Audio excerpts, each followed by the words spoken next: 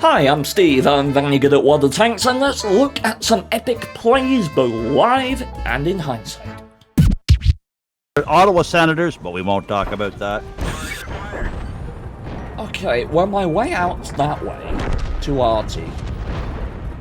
But I think staying here until the opportune moment might actually be useful.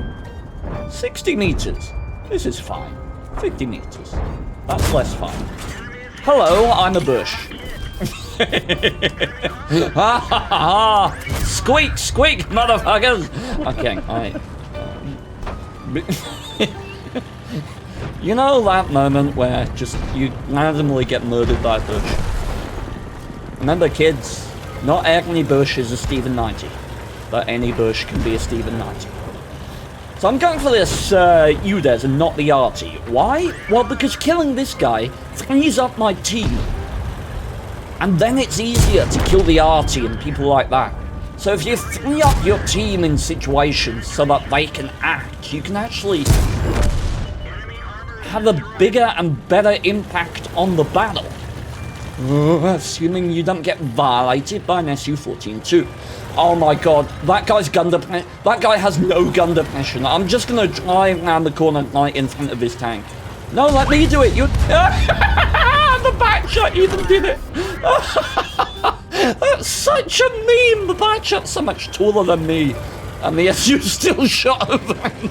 Oh no. Oh, I fucking love it. Okay. Oh. Hijack, got no clue on that one. You talk about sports, if it doesn't involve fishing, I ain't got a clue.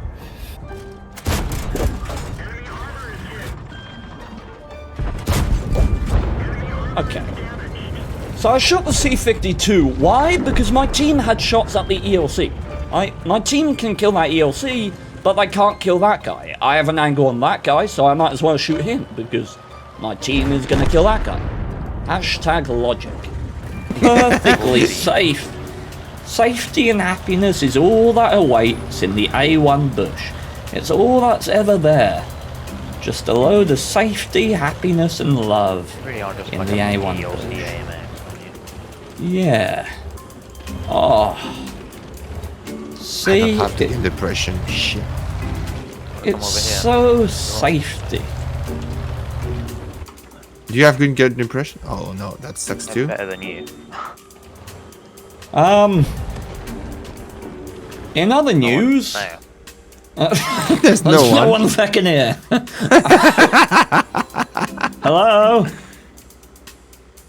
So something interesting happened when this T10 poked around the lock. Those heavies got spotted. Now, they are well within my view range and my line of sight, so if they weren't spotted already, it can only be because the foliage in front of me was blocking my line of sight. Because it's blocking vision, it must be 15 meters or more away from my tank. Because it's 15 meters or more away from my tank, it will not lose any camo rating when I fire my gun, unlike the bush that I'm in. Now, the E75, fun fact, has a camo rating of about 2% while moving. The batch at 25 AP after it fires whilst being stationary has a camo of about 20%. Now, the E75 does have a base view range of 400 meters, which is 20 meters more than the batch at 25 AP at 380. However, I am running optics, and I'm guessing that E75 is not. The point being, if I was unable to spot that E75 moving with 2% camo rating because of the foliage in front of me, then it stands to reason that if I lower my camo rating to around the same value as his was, 2-3%, I won't be spotted either. Which means theoretically I should be able to fire, because of what we know from this foliage and the T10, and because memes. Oh, never mind, I can't see them because bush memes. Okay, here we go. That one. Wow. Are you loading? That is stupidly dumb. Yeah. No, it's fine. Got a couple Seems legit, boys. Sorry. That booty. Anyway. Might just kill him purely for the memes. God.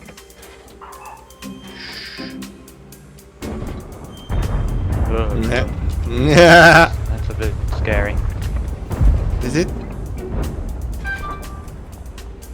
I'm gonna load Stadium.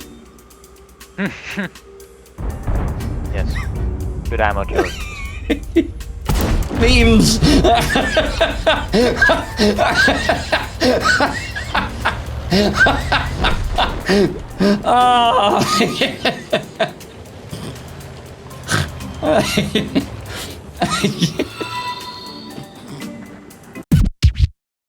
Of course, BII and Camo, situational awareness, icon, designated target are your skills that you want to shoot for, or not shoot for, as it may be.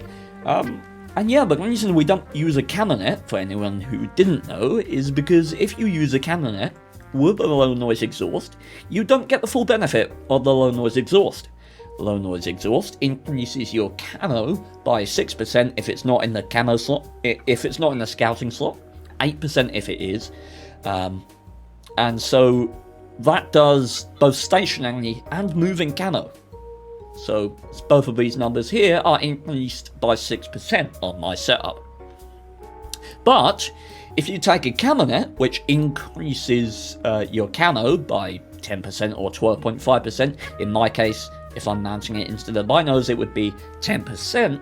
Watch the stationary camo. You'd expect it to go up to 63, but it won't. In fact, what will happen is it will go up to 57. Now that is because it overrides the camo given by the exhaust. I can take the low noise exhaust off right now, and my stationary camo won't drop at all. It stays at 57. For that reason, I recommend utilizing a low noise exhaust and not using a canonet, and going with binos instead. I'll do due diligence here and say that while the canonet does override the stationary camo given by low noise exhaust, low noise exhaust is active all of the time, so there is a very small period after your camo changes from moving to stationary camo before your canonet activates that you will be getting the bonus 6 or 8% from the low noise exhaust before the canonet overrides that, giving you a bonus 4%. In my humble opinion though, this is basically worthless, and you should absolutely not be pairing a low noise exhaust with a canonet. From this Ariel there, guys, you don't have to apologize for not being able to afford the sub, man. We understand that. You know, this is like the last thing you should be worrying about when it comes to figuring out whether you're going to sub Steve or put food on the table. Oh, wait a second. Yeah. You're supposed to starve and sub to us. Like, listen, I gotta be honest. When people sub to me, I silently judge their life choices. Shut the hell up, man. You're fucking with my income now. Also, subscribe.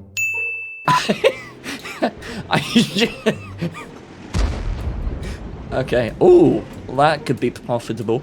Look at these Americans. American autoloaders. Yeah. Well, he's got 3 shells in the clip. So, what does that tell me as an arty player? Well, he's fired 1, now he's fired 2. Now he's fired 3, so he's gonna fall back, and I shall secure the kill. I shall secure the 7 stunning damage. Just like I planned. But yeah, I mean, if you know something about a tank, it can tell you how they're gonna behave, particularly autoloaders. When you know that they fired their last shell, what are they gonna do? Well, they're gonna fall back like the bitches they are. Ready and willing to, yeah. 257 on the other side. Can I contest this flank? There's 2 tanks on the other side. 1 to 8, 1 to 9. Okay, we've got enough here that I'm literally just gonna tell my team to push forward. I'm gonna try and get the team to attack here because I believe that we can win this flank by pressing it. So I'm gonna try and get my team to come forward. I'm not intending to take hits here, but I want to encourage this exact thing. There we go. There's one could do without, but hey ho. After accumulating several thousand games of World of Tanks, you may come across circumstances in game that make you very, very uncomfortable. And that is because, from a tactical perspective, you know how dangerous they are. Here, it's because of Crossfire. Our team is pushing into an engagement where there are targets on both sides. Multiple angles, in this case, 2 different angles. Now, what generally happens in random games in this circumstance is your team will pussyfoot around it, trying to engage both targets, staying in the same place, getting bled out and eventually dying, or losing far more health than they reasonably should. Now, as far as crossfires go, this one is fairly potent. You may be saying, Steve, it's only a Leo out on the side. Well, yes, but the thing about Crossfire is it becomes more potent not only because of the tanks involved in it, but also how close their relative angle is to 180 degrees. This is because the wider the angle is, the harder it is for those pushing into the crossfire to effectively engage both targets. Knowing this forces me to act. So I'm just up here being part of it, right? Taking hits, trying to encourage my team to come forward. Okay, so what I'm going to do right now, these guys are pushing into a crossfire. So what I really need to do, okay, they've actually fucking pushed. What I need to do is I need to take this guy out of the fight. I can't let this guy be on the side here. So I'm just going to try and make sure that I die. My objective here is to make sure that guy's not in the fight, because if that guy can't contribute, if he can't get up that hill, this becomes far more likely for our team to win it. If I can, and yes I have, look, that is perfect tactical play. Keeping this guy out of the fight, can you imagine how much damage he'd be doing in this situation? Perfect tactical play in the low tier tank there. Absolutely love that. Absolutely love it. We're reaping the rewards of tactical play. Fan-bloody-tastic. Because people never expect to just violently explode. So arty within World of Tanks is a tragically two-dimensional class. An issue I covered to an extent in my How to Fix Arty video, which you can find up here if you're interested. It's basically me doing Wargaming's Arty changes years before Wargaming. Game design dab. As such, within Arty, there's limited opportunities for your skill to be displayed, for it to shine through your gameplay. However, in every class of vehicle, cold hard logic can rule the day. Here, we're playing a defensive assault. Now, the assault game mode, the way it works is at the end of the 10-minute timer, if the attacking team has not capped the base or killed all of the defenders, they lose. Now, that is inherently incredibly unbalanced, right? And in this circumstance, we're going to use the natural unbalance of the enemy team being forced to attack to do some nice target prioritization. And they should, because they're camping, the noobs. So we got Team 103 just chilling there. I'm not going to target that guy, even if I have a clean shot. Why? Well, because he's irrelevant to the outcome of the game. It's a defensive assault. I want to target the people that are actively doing damage to our defenders. Right? And that guy sitting at the back is only going to be relevant to the game if we attack. And presumably, if we're attacking, that means we're already winning. So why would I put fire into that guy? Why? I wouldn't. It's pointless. Until the end of the game. And everything Canadian. Nice. Okay, so I want to kill this guy without getting murdered, so what I'm going to do is I'm going to move until this foliage is in between me and him. That should enable me to just casually negotiate the removal of his hit points without getting spotted. Yay! Yeah, well, unfriendly Canadian with I'm going to hold my sarcasm as much, but you might. So here I spotted an STI-1 in the open. He's using foliage to overwatch the middle. Now, when you spot a tank in the open like that, their first instinct is going to be to seek out the nearest solid, hard cover since they know they're spotted. In this case, it's the building that I'm right next to.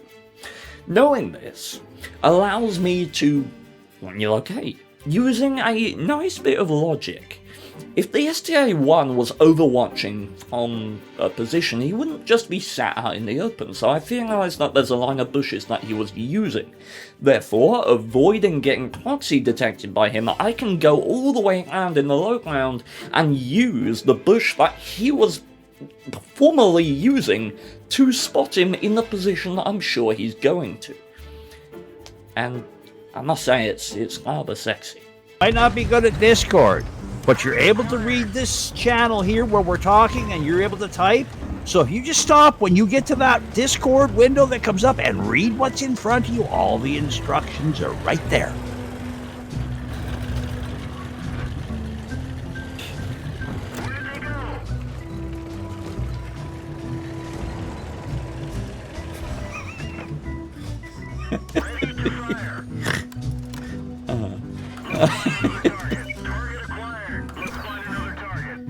You know, I like being good at the video game.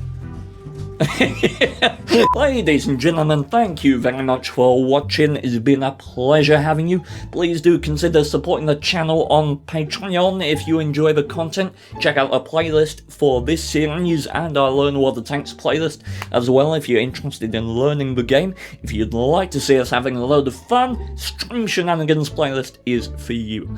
Thank you very much for watching, and I'll leave you with this lovely nugget of gameplay.